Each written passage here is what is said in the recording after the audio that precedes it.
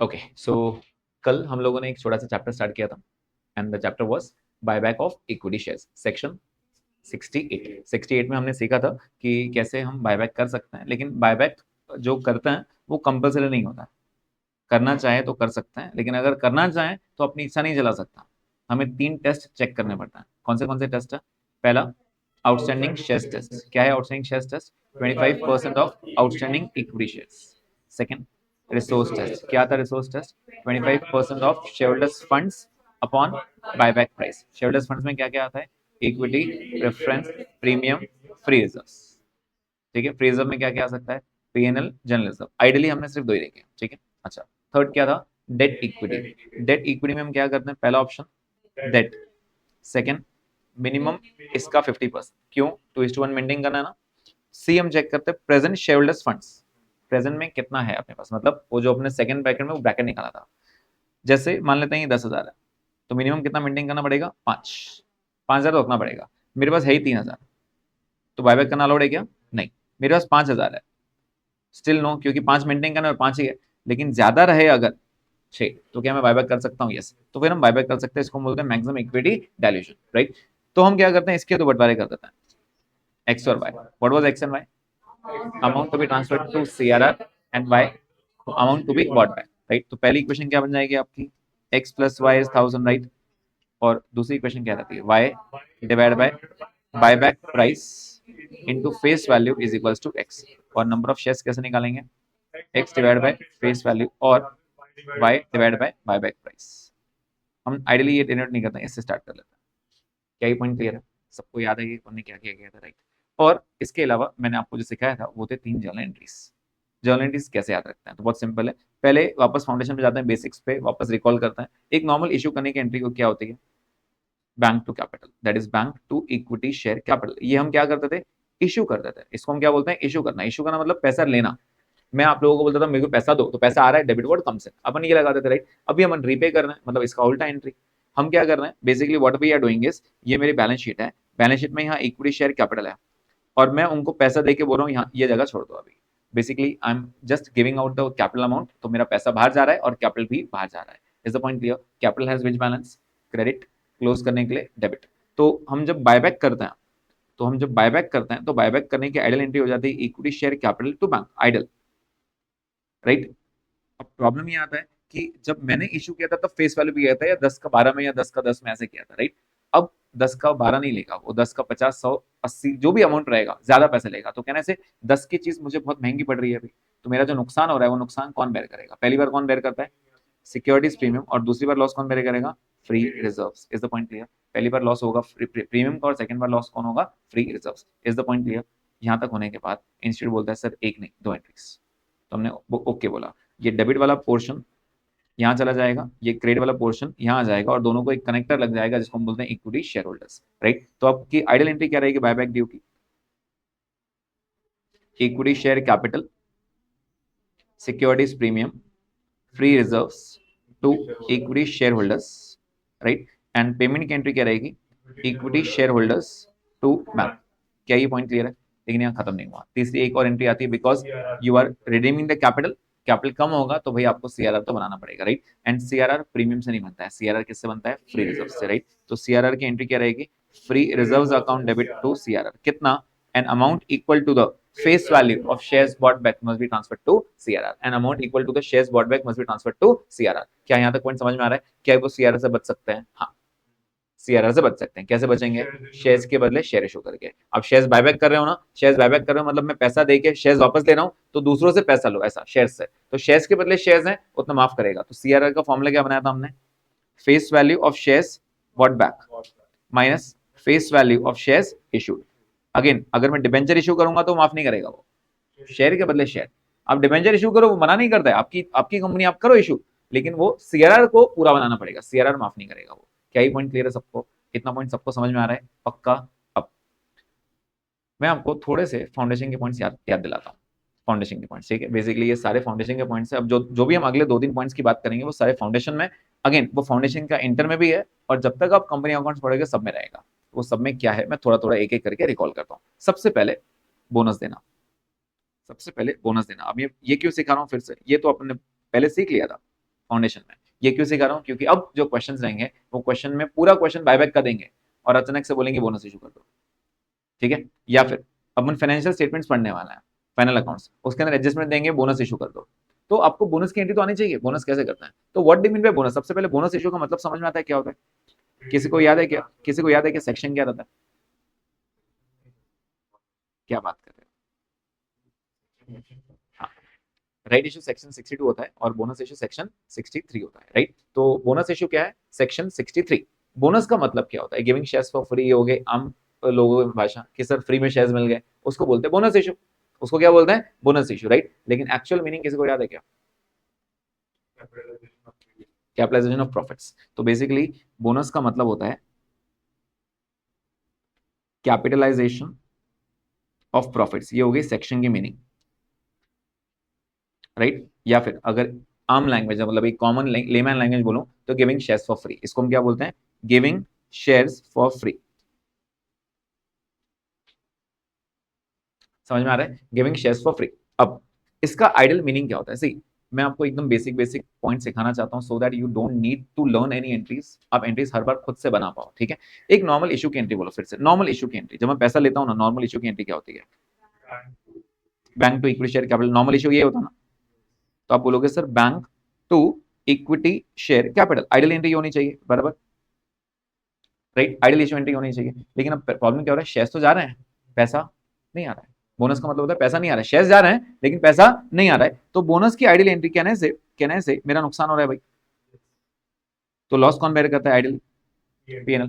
कहने से मेरा नुकसान हो रहा है, मैं फ्री में बांटा हूं, मेरा नुकसान ही होगा ना यार, राइट। तो अल्टीमेटली कहने से ये एंट्री होनी चाहिए, ये so basically this is my loss, right.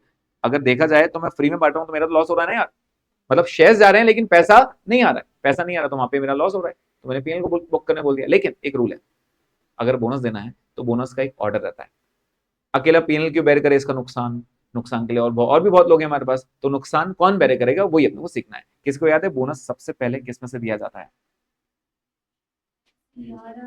Yes, सबसे पहले दिया जाता है सीआरआर में से।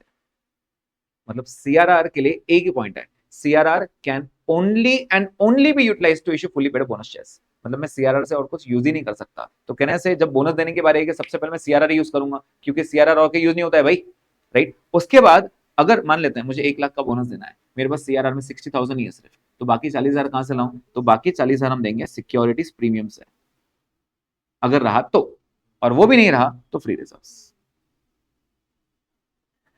क्या ही पॉइंट क्लियर है, क्या ही पॉइंट क्लियर है, राइट। तो बेसिकली वो जो लॉस बेयर करेगा तो लॉस बेयर करने का ऑर्डर रहता है, you can not change the order, you have to take it this order. क्यों, क्योंकि सीआरआर सिर्फ उसके लिए यूज होता है ना, तो फिर पीएनएल तो हम कहीं भी यूज कर सकते हैं ना, पीएनएल को बीच में क्यों लेके आ रहे हो, पहले सीआरआर है तो उसको यूटिलाइज करो, हाँ सीआरआर नहीं है या कम है तो फिर बाकी की चीजें बचती है। समझ में आ रहा है, पहले सीआरआर फिर प्रीमियम और फिर free reserves, is the point clear, right. आगे ये हो गया बोनस इशू। अब वो फिर से इंस्टीट्यूट बोलता है ना सर एक में काम आने गया, 2 एंट्री चाहिए, हमने कहा ओके। मतलब आइडियल एंट्री कहने से इसकी आइडियल एंट्री क्या हो गई अभी, बेसिकली अब एंट्री ये हो गई ना इक्विटी शेयर कैपिटल, बराबर। अब वो इंस्टीट्यूट बोलता है सर एक नहीं 2 एंट्री करो, तो हमने कहा ओके, ये डेबिट वाला पोर्शन अलग कर दो, ये क्रेडिट वाला पोर्शन अलग कर दो, ठीक है। इसको बोलते हैं bonus due and bonus payment. समझ में आ रहा है, तो हम इसको बोलेंगे bonus due. Now can you please tell me bonus due की आइडियल एंट्री क्या रहेगी, CRR securities premium free reserves to bonus to share holders, right, to bonus to share holders. You can also use the word bonus to equity share holders, right. और फिर bonus payment की entry क्या रहेगी, payment के to equity share capital, basically bonus payment में हम cash नहीं दे रहे, मैं हमको शेयर दे रहा हूँ, तो ये क्रेडिट वाला पार्ट तो इधर आ जाएगा इक्विटी शेयर कैपिटल, और डेबिट क्या आ जाएगा bonus to equity share holders. तो ये वाला अकाउंट तो कैंसिल हो गया, समझ आ रहा है सबको ये, तो बोनस वाला अकाउंट कैंसिल हो गया, तो अल्टीमेटली एंट्री क्या बच गई, CRR premium free reserves to equity share capital. क्या ये लॉजिक सबको क्लियर है, again this is not the chapter which we have to study, ये तो आप ऑलरेडी फाउंडेशन पढ़ के, फाउंडेशन में भी सिर्फ 2 ही एंट्रीज रहती थी बोनस की, खत्म हो गया चैप्टर इसमें, सेक्शन 63 इतना ही बोलता 2 एंट्रीज। तो ये क्यों पढ़ना पड़ रहा है, क्योंकि ये चैप्टर आगे मिक्स होकर आता है सब में, बायबैक में मिक्स होगा, फाइनेंशियल स्टेटमेंट मिक्स होगा एंड कहीं भी मिक्स होकर आ सकता है, इज द पॉइंट क्लियर। तो बोनस के लिए आप सबसे पहले बोनस किसमें दोगे जल्दी बताइए, सीआरआर से, फिर प्रीमियम से, फिर फ्री रिजर्व्स, राइट। ऑर्डर समझ में आया सबको? हाँ जी, 62 is for right issue. Buyback का कौन सा सेक्शन है? 68। चलो जो कल पढ़ा है वो तो याद है। ओके, लिखा सबने ये दो एंट्री। अब ये एंट्री इसलिए लिखा है, see this is of no use. हाँ, ये वाले आपके कुछ काम के नहीं है, लेकिन अगर आपको ये एनालिसिस समझ में आ रहा है तो हम एंट्रीज खुद बना पा रहे हैं। अगर याद नहीं है तो नॉर्मल इशू की एंट्री क्या होती है? Bank to capital, bank to equity share capital. अब प्रॉब्लम ये क्या, शेयर जा रहे हैं, पैसा नहीं आ रहा है, पैसा नहीं आ रहा है, नुकसान हो रहा है, तो नुकसान मैंने पीएल को डेबिट करना चाहिए। फिर मैंने सोचा नुकसान पीएल क्यों? बोनस के लिए एक ऑर्डर है। ऑर्डर क्या है? सबसे पहले सीआरआर, फिर प्रीमियम, फिर फ्री रिजर्व्स। ठीक है, फिर इंस्टीट्यूट बोलता है सर एक नहीं दो एंट्री। मैंने कहा ओके, अलग अलग करते हैं, डेबिट वाला पोर्शन अलग करते थे, क्रेडिट वाला पोर्शन अलग करते हैं, दोनों को कनेक्ट करते हैं बोनस टू इक्विटी शेयर से। क्लियर? ओके, तो ये होगी बोनस की एंट्री। अब मैं आपसे एक दो पॉइंट और करना चाहूंगा, उसके बाद अपन क्वेश्चंस करेंगे। ठीक है, अगेन ये पॉइंट्स अपन 2-3 दिन रिवाइज करेंगे तो याद रहेंगे, हमेशा याद रहेंगे। ठीक है, चलो ये लिखा सबने बोनस की एंट्रीज। आगे सेक्शन 52 क्या है? 52 use of securities premium. Use of securities premium again foundation का पॉइंट है, ये इंटर का पॉइंट नहीं है, ये फाउंडेशन के पॉइंट है सारे। ठीक है, आप अगर फाउंडेशन बुक भी चेक करोगे, मैंने लिखाया था फाउंडेशन में भी, यूज ऑफ सिक्योरिटीज प्रीमियम। कोई बात नहीं, use of securities premium. Use of securities premium कहाँ कहाँ यूज कर सकते हो? तो बेसिकली गिन के 4 चीजें, जिसमें चौथी चीज को आइडियली नहीं के बराबर है, 3 चीजें बाकी है। तो पहला है to buy back. To buy back, please बताइए क्या बायबैक में we are using securities premium? Yes, तो हम बायबैक में यूज कर रहे हैं सिक्योरिटीज प्रीमियम। ठीक है, second, to issue fully paid up bonus shares.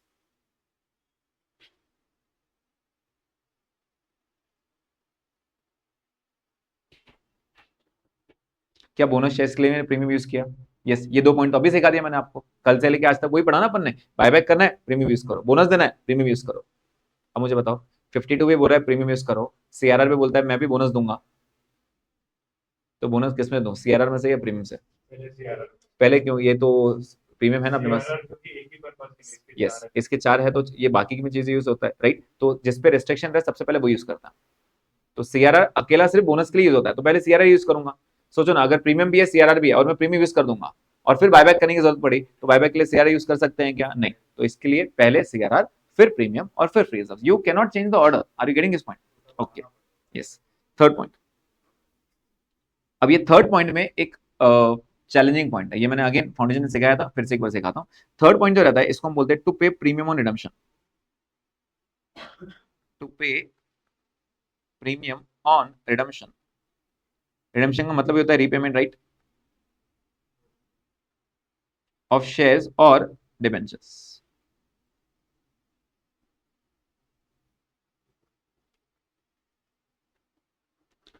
To pay premium on redemption of shares और डिबेंचर्स। रिडम्पशन का मतलब क्या होता है? रीपे करना, रीपे करना, राइट? तो रीपेमेंट में, अब देखो रीपेमेंट क्या होता है, मैंने आपसे आज 100 रुपए लिया, मैंने आपको वादा किया 5 साल बाद ये पैसा लौटा दूंगा, लेकिन लौटाते समय मैं आपको 120 रुपए दूंगा, तो क्या ये 20 रुपए लॉस हो रहा है मेरा? तो क्या ये रिडम्पशन करते समय प्रीमियम है? तो 20 रुपए का लॉस कौन बेर करेगा? सिक्योरिटीज प्रीमियम को बेर करने दो। हाँ, नहीं है मेरे पास तो फिर पीनल बेर करेगा। तो यहाँ पे अल्टीमेटली आपको समझ में आ रहा है, जब मैं आपसे पैसा ज्यादा ले रहा हूँ तो वो सिक्योरिटीज प्रीमियम है, लेकिन लौटाऊंगा तो वो भी तो प्रीमियम पे कर रहा हूँ ना आपको, तो वो जो लॉस हो रहा है वो प्रीमियम ही बेर करेगा। Are you getting this point? तो ये हो गए 3 पॉइंट, आइडियली काम के ये 3 पॉइंट है। चौथा पॉइंट सिर्फ नाम का है, टू राइट ऑफ।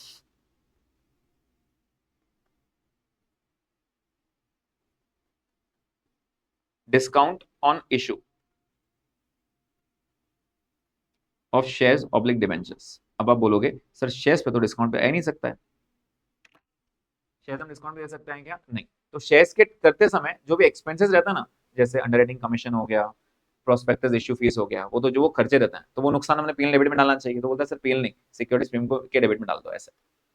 अरे समझ में सबको ये? तो बेसिकली अकेले पीएल पे लोड मत डालो, पीएल तो सबके लिए हाँ बोलता है, लॉस है आ जाओ पीएल में, इस खर्चा है आ जाओ पीएल में, पीएल सबको राजी बोलता है, लेकिन प्रीमियम बोलता है 4 चीजें, बायबैक करना है मेरे को यूज करो, बोनस इश्यू करना है मेरे को यूज करो, ठीक है, रिडम्पशन पे प्रीमियम बांटना है मेरे को यूज करो, और अगर तुमने स्टार्टिंग में जब इशू किया था वो टाइम पे कुछ नुकसान हुआ था तुम्हारा, जैसे डिबेंचर्स को डिस्काउंट देना अलाउड है, शेयर्स नहीं अलाउड है। शेयर्स कौन से सेक्शन के हिसाब से अलाउड नहीं है? 53। ये अपन ने अभी कौन सा सेक्शन पढ़ा, ये सामने वाला 52। 53 बोलता है issue at discount is not permissible. समझ में आ रहा है, आप डिस्काउंट पे शेयर इशू नहीं कर सकते, लेकिन अगर आपको डिबेंचर्स देना है तो डिबेंचर्स को अलाउड है। क्या ये पॉइंट समझ में आ रहा है सबको? अगेन ये जो भी सेक्शन बताया ना बेटा मैंने, ये सब आपको लॉ में पूरे सेक्शन है, पूरे के पूरे डिटेल्ड में ये सेक्शन में बता रहा हूँ मैं। फाउंडेशन से आदत है, जो भी लॉ से कनेक्टेड पॉइंट आता है मैं वो सेक्शन से कोड करता हूँ, ठीक है। तो बेसिकली अभी हमारा बायबैक है, बायबैक सेक्शन 68 था, right. Bonus issue section 63, 52 use of securities premium, right. और 53 बोलता है issue at discount is not permissible shares के लिए। डिबेंचर्स अलाउड है क्या? हाँ, डिबेंचर्स अलाउड है, कोई प्रॉब्लम नहीं है। चलो यहाँ तक पॉइंट समझ में आ गया। तो अगेन मेरा इंपॉर्टेंट पॉइंट क्या था पता है क्या? ये और ये, क्या हम बायबैक कर रहे हैं कल से, बायबैक हम कल से कर रहे हैं तो उसमें प्रीमियम यूज कर रहे हैं, राइट। उसके बाद आज हमने इशू सीखा बोनस का, तो बोनस सबसे पहले किसमें देंगे? सीआरआर में से, उसके बाद प्रीमियम से दे दो ना। समझ में आया? तीसरा पॉइंट जो है वो थोड़ा कॉन्फ्लिक्टिंग पॉइंट है, क्योंकि इस सेक्शन को एक और सेक्शन ओवरराइड कर रहा है और वो है सेक्शन 133। कौन सा सेक्शन है? 133। अभी 50 के रेंज से हम सीधा 133 पे चले गए। 133 क्या बोलता है? अगेन मैं पूरा डिटेल्ड 133 में लेके आऊंगा, लेकिन जो 133 काम का है उसकी बात करूंगा, राइट। सेक्शन 133 क्या बोलता है? सेक्शन 133 बोलता है कि we are a prescribed company. अब 33 में 133 जब आप पढ़ोगे तो आपको समझेगा प्रिस्क्राइब कंपनी का डेफिनेशन क्या है, ठीक है। मतलब एक अच्छी कंपनी, बड़ी कंपनी, वो बोलता है अगर सेक्शन 53 प्रिस्क्राइब कंपनी है तो आप प्रीमियम यूज नहीं कर सकते रिडम्पशन के लिए। दैट मीन्स प्रिस्क्राइब कंपनी अगर रहेगी तो we can not use securities premium for redemption.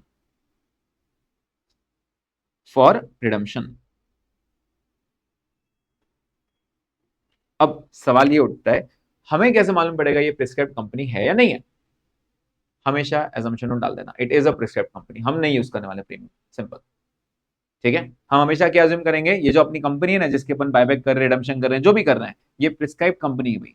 Prescribe company कभी भी सिक्योरिटीज प्रीमियम यूज नहीं करेगी। किसके लिए? ये थर्ड पॉइंट के लिए, टू रिडीम करने के लिए। मतलब जब मैं प्रेफरेंस को पैसा लौटाऊंगा, जब मैं डिबेंचर्स को पैसा लौटाऊंगा, क्या मैं 100 की चीज 120 ले दे सकता हूँ? हाँ, तो 20 रुपए लॉस हो रहा है ना, वो लॉस प्रीमियम बेर नहीं करेगा। 52 बोलता है करना चाहिए, लेकिन 133 बोलता है सर प्रिस्क्राइब कंपनी नहीं करती है, तो हम क्या अज्यूम करेंगे? इंस्टीट्यूट बोलता है हम हमेशा एजम्पशन नोट डाल देते हैं ये 133 है, मतलब ये प्रिस्क्राइब्ड कंपनी है अंडर सेक्शन 133, तो हम प्रीमियम यूज नहीं करेंगे। समझ में आया? ये हम प्रीमियम यूज नहीं करेंगे, लेकिन बायबैक के लिए कर सकते हैं क्या? हाँ। रिडम्पशन के लिए नहीं कर सकते, क्योंकि buyback is another word, redemption is compulsory, buyback is optional. Buyback के लिए प्रीमियम यूज करो तुम, लेकिन जब प्रेफरेंस को पैसा देने की बारी आएगी, डिबेंचर्स को पैसा देने की बारी आएगी, जब ज्यादा पैसा लौटाना रहेगा, वो टाइम पे आप 133 अप्लाई करोगे और प्रीमियम यूज नहीं करोगे। क्या ये पॉइंट क्लियर हो गया सबको? पक्का समझ में आया, राइट। एक लास्ट पॉइंट फाउंडेशन का बताऊंगा, उसके बाद अपन वापस बायबैक पे आएंगे, ठीक है। Now what is the last point? Is capital reserve और फ्री रिजर्व?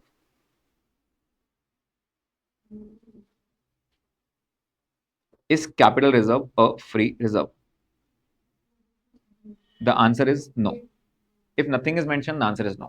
But इसका आंसर yes भी हो सकता है, इसका आंसर yes भी हो सकता है। Yes if realized in cash.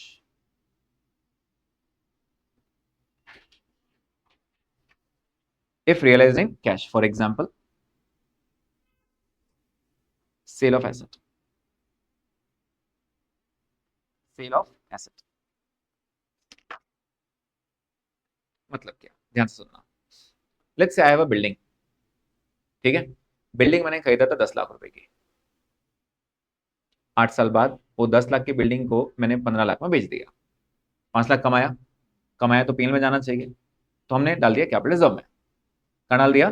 Capital reserve में। बेसिकली ये कैपिटल प्रॉफिट है, इसको हम रोज रोज का प्रॉफिट नहीं बोलते हैं, राइट। इसको हम कैपिटल प्रॉफिट बोलते हैं। Capital profit should be transfer to capital reserve, not to PNL. तो ये कैपिटल रिजर्व में जाना चाहिए, राइट। तो अल्टीमेटली क्या ये रियलाइज इन कैश था? हाँ। तो मैं बोलूंगा सर ये फ्री रिजर्व था मेरा। बेसिकली ये पीएल में, मैं पीएल में लिख सकता था, क्यों नहीं लिखा पीएल में? लोगों की आंखों में धूल नहीं झोंकना है मुझे। अगर मैं पीएल में लिख दूंगा मेरा प्रॉफिट बढ़ जाएगा। सर मैंने 5 लाख कमाया, कोई भी सोचेगा सर ये तो 5 लाख कमाता है।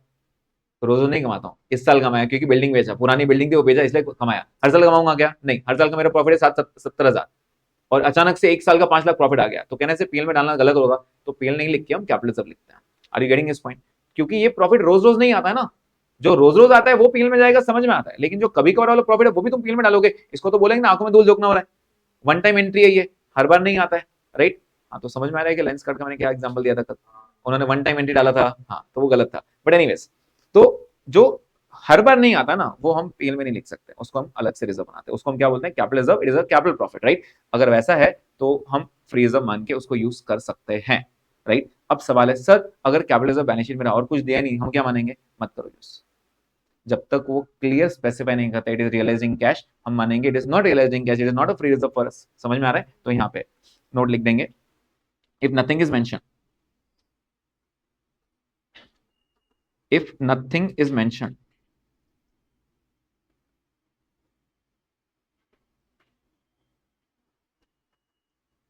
then we assume that it is not a free reserve.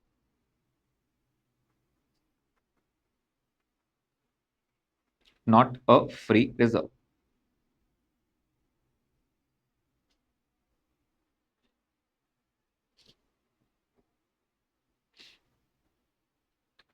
आ रहा है समझ में सबको? If nothing is mention then we assume that it is not a free reserve, ये फ्री में नहीं है भाई, मतलब ये यूज नहीं कर सकते। समझ में आ रहा है? अब देखो यहाँ पे, अब जब मैं ये डेफिनेशन बोलता हूँ ना, ये मैं सिर्फ इस चैप्टर की बात नहीं कर रहा हूँ, मैं हर चीज की बात कर रहा हूँ, ठीक है। जैसे यहाँ पे मैंने बोनस की एंट्री दिया, बोनस सबसे पहले किसमें देंगे, सीआरआर से, फिर प्रीमियम से, और फिर फ्री रिजर्व। अगर उसने वहां पे फ्री रिजर्व में कैपिटल रिजर्व भी दिया होगा और ब्रैकेट दिया होगा रियलाइजिंग कैश, तो सबसे पहले मैं कैपिटल रिजर्व यूज करूंगा, क्योंकि फ्री रिजर्व के डेफिनेशन में अब तक हम कल तक यूज करते हैं पीएनआर और जनरल रिजर्व। क्या कैपिटल रिजर्व भी फ्री रिजर्व बन सकता है? हाँ, इफ रियलाइजिंग कैश। यहाँ पे भी सेम, बायबैक के लिए भी, बायबैक की भी एंट्री किया ना हमने, बायबैक की एंट्री क्या किया था हमने यहाँ पे, फ्री रिजर्व। तो क्या फ्री रिजर्व में भी कैपिटल रिजर्व आ सकता है? हाँ, if realising cash. Is the point clear? क्या ये लॉजिक सबको समझ में आ गया? अब मैंने आज क्या क्या सिखाया आपको, पहले बोनस सिखाया, बोनस की दो एंट्री समझ में आ गई। बोनस सबसे पहले किस में देंगे, सीआरआर, फिर प्रीमियम, फिर फ्री रिजर्व्स, दो एंट्री कर लेंगे उसको, ठीक है। उसके बाद यूज ऑफ सिक्योरिटीज, सेक्शन 52 क्या बोलता है, आप कहाँ कहाँ यूज कर सकते हैं, buyback, buyback, bonus, right to issue fully paid bonus, redemption of premium pay करता है, to pay premium on redemption of shares और debentures, and fourth to write off discount on issue of shares और discount shares और debentures, right. और section 133 ने क्या बोल दिया, it is a prescribed company. Prescribed company क्या बोलता है, you can not use premium for redemption, तो रिडेम्पशन करते समय हम प्रीमियम यूज नहीं करेंगे। क्या ये पॉइंट क्लियर है सबको, राइट। उसके बाद capital reserve, it is a free reserve, no it is not a free reserve unless until mention, but वो यस हो सकता है इफ रियलाइजिंग कैश। जब तक कुछ बोला नहीं है हम नहीं लेंगे, हमारे लिए वो फ्री रिजर्व नहीं है। क्या यहाँ तक समझ में आता है सबको? पक्का? एक बार वो टेस्ट वापस बताओगे क्या, सारे टेस्ट? पहला टेस्ट क्या था, आउटस्टैंडिंग शेयर टेस्ट, एक बार बताओ आउटस्टैंडिंग शेयर टेस्ट क्या था, 25% of outstanding equity shares. Second test क्या था, रिसोर्स टेस्ट, रिसोर्स टेस्ट क्या था, 25% of share holders funds divide by buyback price, divide by buyback price, right. और तीसरा पॉइंट क्या था, डेट इक्विटी। तो डेट इक्विटी में हम क्या करते थे, डेट लेते थे। डेट में क्या क्या आ सकता है, long term, short term, secured, unsecured, फर्क नहीं पड़ता, मतलब ओनर्स का पैसा छोड़ के बैलेंस मेरी लाइब्रेरी में जो भी बाहर वालों का पैसा है सब डेट है, बाहर वालों का पैसा, right. Second, minimum equity to maintain 50%। Third, present share holders funds, ये वाला present share holders funds, right. और फिर मैक्सिमम इक्विटी वैल्यूएशन, अगर ये सी माइनस बी पॉजिटिव रहा तो ही मैं बायबैक कर पाऊंगा, या तो बायबैक नहीं कर पाऊंगा। सबको समझ में आ गया? पक्का समझ में आ गया? Okay, let's start with the questions now.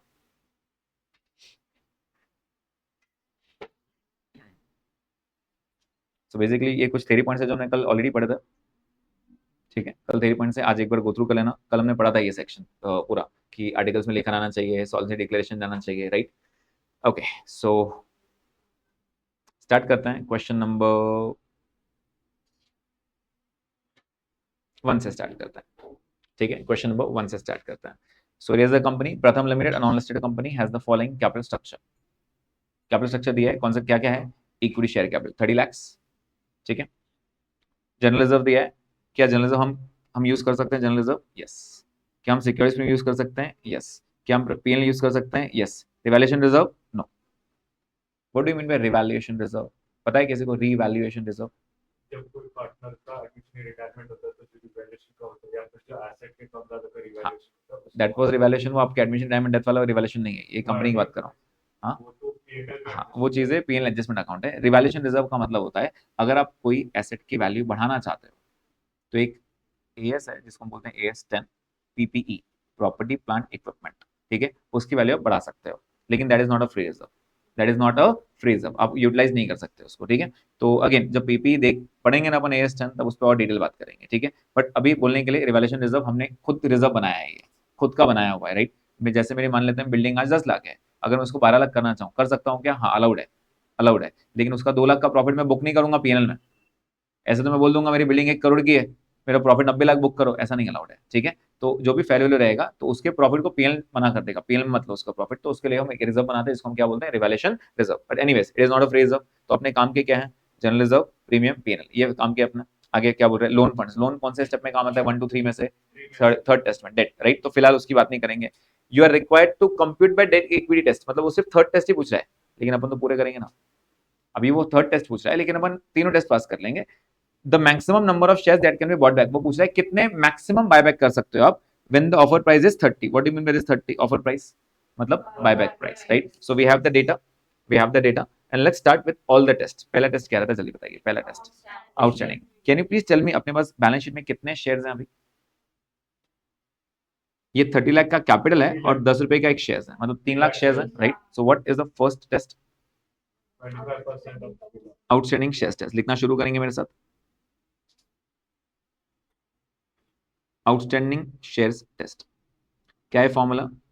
25% of outstanding equity shares, which is 25% of 3 lakh shares.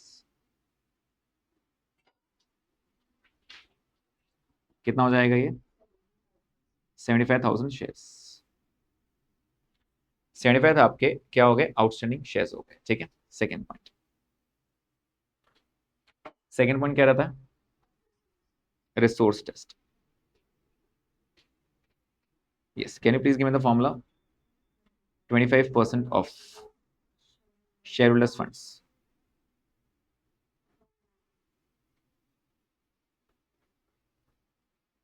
upon buyback price.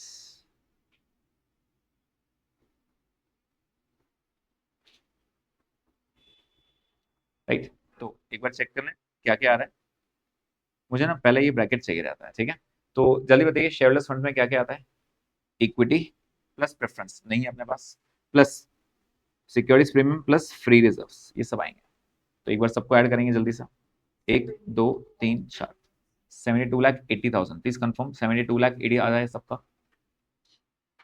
72,80,000 equity plus preference plus premium plus free reserves आ रहा है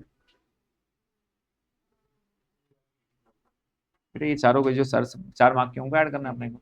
आ रहा है सबका 72,80,000, राइट। तो यहाँ लिखेंगे 72,80,000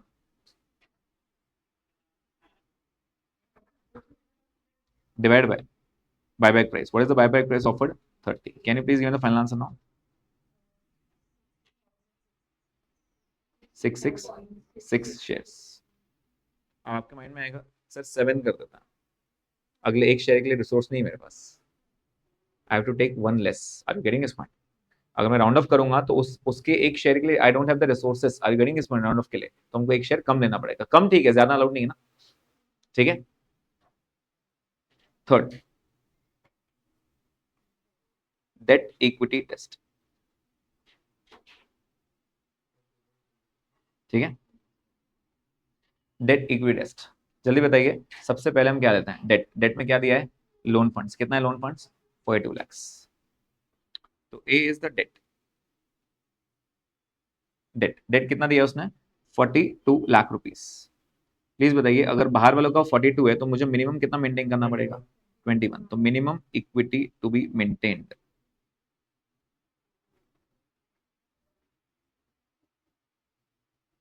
मिनिमम मुझे 50% इसका मेंटेन करना पड़ेगा। 50% ऑफ ए। समझ में आ रहा है कि 50% क्यों है? क्योंकि अपना एक रेशियो है debt equity ratio which is 2:1, वो बीट नहीं होना चाहिए, राइट। तो कितना आ जाएगा? 21 लाख। तो 21 लाख तो मिनिमम रखना ही पड़ेगा। उससे ज्यादा है तो तुम निकाल सकते हो, मतलब बायबैक कर सकते हो, नहीं तो अलाउड नहीं है, ठीक है।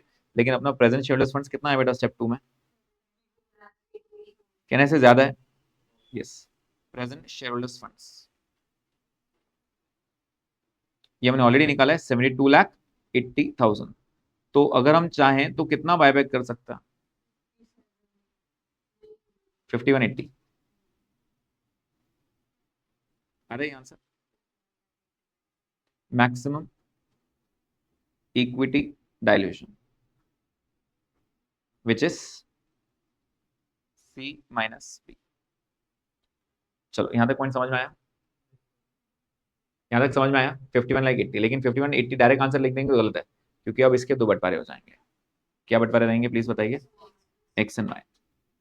तो आपको हर बार डिफाइन करना पड़ेगा what is x and what is y for you. X is amount to be transferred to CRR,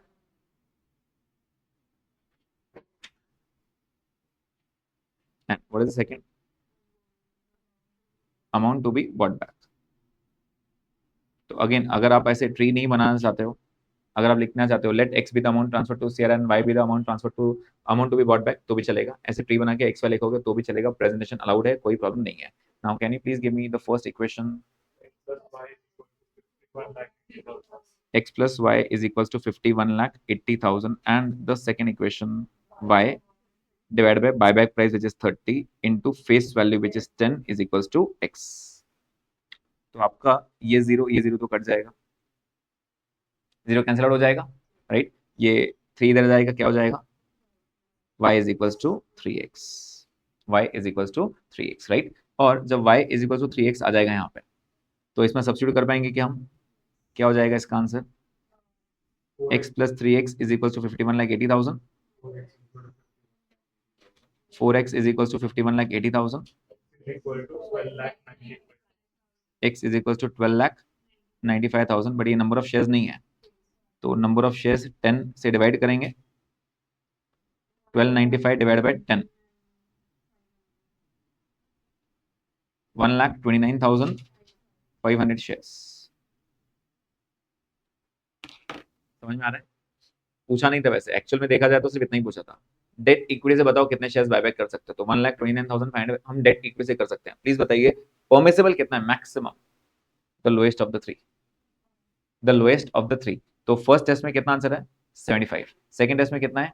60,066, और थर्ड में 129। तो सबसे कहने से लोएस्ट आंसर 60,666 है सेकंड टेस्ट में। तो इस क्वेश्चन में the maximum number of shares that can be bought back is 60,666, मतलब ये मैक्सिमम नंबर में बायबैक कर सकता हूं, इससे ऊपर बायबैक करना अलाउड ही नहीं है। Is the point clear? जो इन तीनों टेस्ट में से मिनिमम आंसर देगा उतना ही मैं बायबैक कर सकता हूं। See for the sake of the answer they haven't asked कि बताओ कितने मैक्सिमम शेयर्स बायबैक कर सकते हो, उन्होंने सिर्फ बोला डेट इक्विटी से आंसर कितना आएगा, 129 दैट्स इट। छोड़ देना है, लिखना नहीं है कुछ कि इतना बायबैक करना है या नहीं करना है, सिर्फ डेट इक्विटी से आंसर कितना है 129,500। अब होता गया है ना, आपको एक केस सिनेरियो देंगे, जैसे मैं आपको कल बताया था केस सिनेरियो टाइप। तो पता नहीं क्यों इतना इजी पॉइंट इंस्टीट्यूट कैसे दे पा रहा है। 5 में से उन्होंने 2 बार बायबैक का एक केस सिनेरियो दिया है, और क्या पूछना पता है, एक ऐसे ही क्वेश्चन देंगे, एक बेसिक क्वेश्चन, ऐसे क्वेश्चन आपके सामने रहेगा, ठीक है, थोड़ा बड़ा देंगे वो क्वेश्चन में, प्लस माइनस करेंगे कुछ, और फिर वो आपको बोलेंगे आउटस्टैंडिंग चेस्ट टेस्ट बताओ। पहला ऑप्शन, पहला एमसीक्यू है, सेकंड रिसोर्स टेस्ट से कितना है, थर्ड डेट इक्विटी कितना है, फोर्थ मैक्सिमम इक्विटी कितना बायबैक कर सकेंगे, वो तीनों टेस्ट में बताओ कौन सा है। तो जो भी लोएस्ट आंसर आएगा ऐसे एमसीक्यू में कन्वर्ट कर देते हैं आपको, ठीक है, मतलब प्रेजेंटेशन हट गया आपको, लेकिन सॉल्व तो करना पड़ेगा ना, क्योंकि पहला ऑप्शन आपका 75,000 है, दूसरा ऑप्शन आपका 60,666 है, तीसरा ऑप्शन कितना है 129,500, और चौथा पूछेगा what is the maximum number of share that can bot back. तो कहने से the lowest of the three is the maximum permissible limit 60,666। Is the point clear? ऐसे वो क्वेश्चंस पूछता है बायबैक को केस सिनेरियो लेके, मतलब वो एमसीक्यू में ऐसे कन्वर्ट करेगा। I hope the point is clear. वैसे इस क्वेश्चन में फर्स्ट 2 टेस्ट रिक्वायर्ड नहीं थे, सिर्फ आपको बाकी दोनों टेस्ट लिखने थे। समझ में आया? ओके चलिए नेक्स्ट। अब सिचुएशन 1 और 2 दे रहा है वो, इसके अंदर ना थोड़ा सा मिसप्रिंट है शायद, मैं एक बार इसमें करेक्शन कराऊंगा, ये 1800 में करेक्शन कराऊंगा, ठीक है। पहले सिचुएशन 1 एनालाइज करते हैं। मैं रीड कर रहा हूँ क्वेश्चन, एक बार ध्यान देंगे सब, सेम क्वेश्चन है, एकदम सिमिलर क्वेश्चन है। SMM limited has the following capital structure as on 31 March 21। दो सिचुएशन दिया है, सिचुएशन 2 को एक से इग्नोर ही करो, देखो मत, सिचुएशन 1 पे ध्यान दो। रुपीज इन करोड़ है, हम भी ऊपर रुपीज इन करोड़ लिख देंगे, ठीक है। क्या दिया है? इक्विटी शेयर कैपिटल 1200 है, 10 रुपए का है, तो कितने शेयर्स हो जाएंगे बता सकते हो?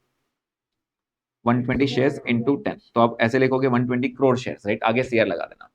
आगे जर्नलिज्म अपने काम का है, यस। प्रीमियम काम का है, yes. PNL, yes. Infra development reserve नहीं, ये भी नाम ही सुना। Statute reserve is nothing but जो किसी टैक्स एग्जाम, टैक्स की वजह से या लॉ की वजह से हमने एक रिजर्व बनाया, उसको हम स्टैट्यूटरी बोलते हैं। Next loan funds, loan funds कौन से स्टेप में काम आता है?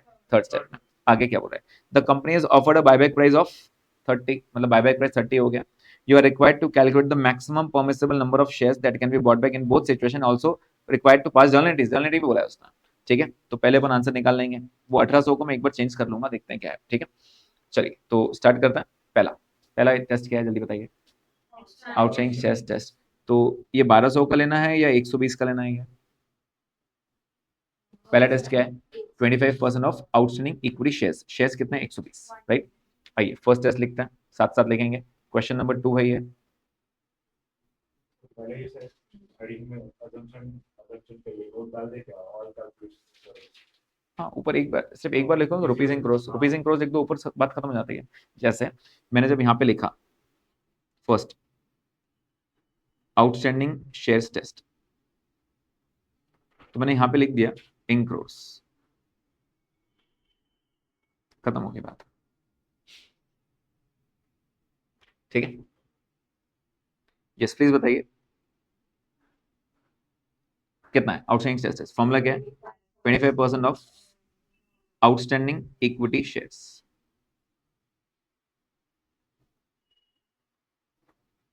तो 25% ऑफ 120 करोड़ शेयर्स कितना आ जाएगा?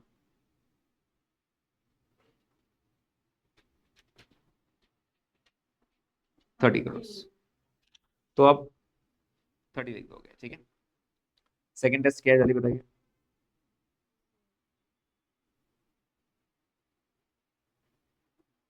रिसोर्स टेस्ट क्या है? Resource test 25% of share holders funds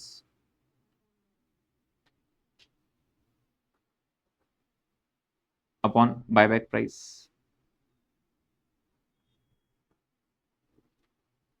तो 25% of 25% of, I want everyone to calculate ना, सिर्फ कॉपी करेंगे कोई भी नहीं, सब कैलकुलेट करेंगे। ये कैलकुलेशन आपके सामने है, क्या क्या आएगा इसमें देख लो। Equity, general reserve, premium, PNL, that's it. 2880 2880 आ रहा है सबका 2880, वही है।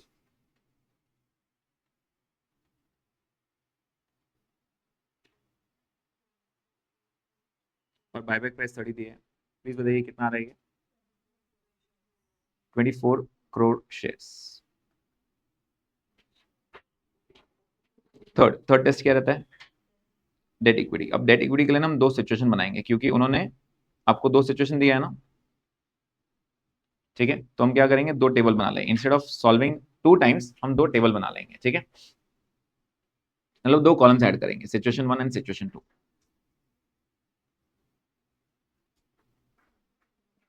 तो दोनों सिचुएशन में बाकी फाइनेंस सेम ही रहते हैं। सेम है, सी ओवर हियर आप चेक कर सकते हो, पूरा टेबल सेम है। ये सेम आता है, बायबैक का रूल ही वही है, सब सेम देता है वो। ये देखो ये चार सेम, अब ये चार सेम है ना अपने, तो कहने से 1 और 2 का फर्क नहीं पड़ेगा। प्रॉब्लम सिर्फ यहाँ पे आ रहा है, ये चेंजर है। तो वो 1800 को एक से 1800 मत लिखो, मैं चेंज करूंगा बाद में, पहले सिचुएशन 1 पे एनालाइज करो। प्लीज बताइए what are the loan funds given to you situation 1 में? 3200, वहीं से स्टार्ट करेंगे। तो what is the A point, can you please repeat? A point क्या आता है? Debt 3200, right. B point minimum equity to be maintained. Yes, कितना मेंटेन करना पड़ेगा बेटा? 1600, 50% ऑफ ए। तो अपने को 1600 तो मिनिमम रखना ही पड़ेगा, राइट। और प्रेजेंट कितना है अपना बेटा? 2880।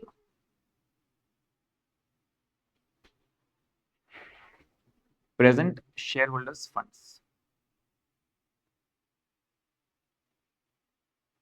2880। तो डी पॉइंट में मैक्सिमम इक्विटी डायल्यूशन 1280, सी माइनस बी। क्या इतना पॉइंट समझ में आ रहा है सबको? वही वही कॉमन स्टेप्स हैं, आ रहे हैं क्या सबको आंसर ये? Right, okay. जल्दी बताइए 1280 का हम क्या करेंगे अभी? एक्स और वाई कर दें, एक्स एंड वाई। फिर से x, what is x? Amount to be transferred to CRR,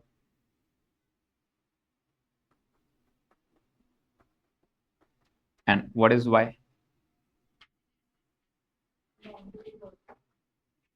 amount to be bought back.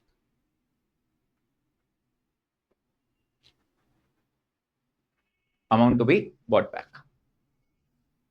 Clear है क्या? ओके, आगे बताइए।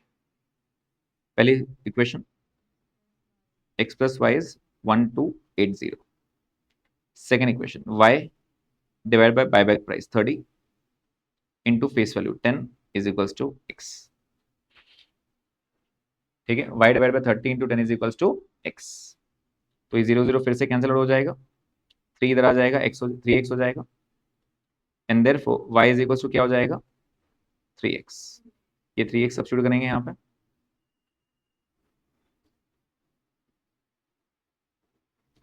x plus 3x is 1280, 4x is equals to 1280, x is equals to 320. और number of shares कैसे निकालेंगे? That is 10, 32 crore shares. समझ में आया क्या सबको? अब जल्दी बताइए, तीनों में से मिनिमम किस में आंसर है? रिसोर्स टेस्ट में 24 करोड़ है, राइट? तो कहना से the minimum of the above 3 tests is the maximum number of shares that the company can buy back, right? तो 24 करोड़ शेयर्स हैं, उसका स्टेटमेंट कैसे लिखना है बताता हूँ. पहले सेकंड टेस्ट की बात कर लेते हैं. वो क्वेश्चन में चेंज कर दूंगा, 5800 कर देते हैं इसको, मिसप्रिंट है वहां पे 5800. ठीक है, प्लीज बताइए, अगर सिचुएशन टू में 5800 आता है तो मिनिमम कितना रखना पड़ेगा? 2900 बेटा, राइट? 2900, राइट? तो आंसर कितना आ जाएगा यहाँ पे? 2880. आंसर कहने से नील. क्यों? आपको 2900 मेंटेन करना है, आप ऑलरेडी शॉर्ट चल रहे हो, तो बाय बैक करने का सोच भी नहीं सकते. तो are you getting this point? तो इंस्टीट्यूट जब भी 2 सिचुएशन या 3 सिचुएशन देगा, उसमें एक ही सिचुएशन ऐसे रहेगी जहां पे आप बाय बैक कर पाओगे. वो दोनों सिचुएशन के आंसर जनरेटली नहीं पूछेगा आपको, कोई एक situation. Are you getting this point? अब इसको लिखने का तो प्रॉपर तरीका, अगर आपके पास एग्जाम में टाइम रहा और सॉल्यूशन अगर अच्छे 10 मार्क के लिए रहा तो लिखना ही है, कम रहा तो एक सेंटेंस लिख देना, राइट? तो मैं यहाँ पे क्या बता रहा हूँ, situation 1 and situation 2.